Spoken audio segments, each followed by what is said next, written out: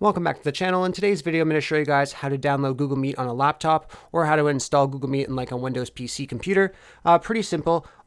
This technique is not like a normal technique, I guess, of a way of doing it.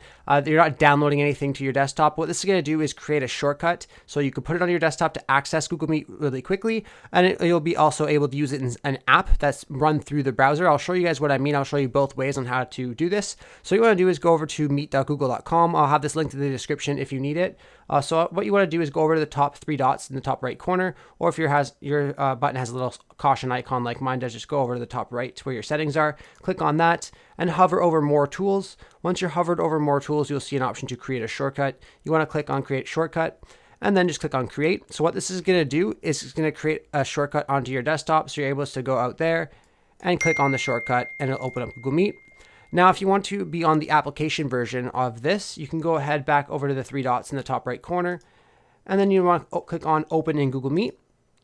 And what this is going to do is it's going to create like another little web browser here, and it's going to be the Google Meet application on your computer. And if you go over to your little pin start menu here, you'll see that there's a little application sign for Google Meet. So you're able to use it in app formation as well. And if you wanted to, you could right click on this and pin it to taskbar as well. So it's always there for you just to open up right away if you use it very often.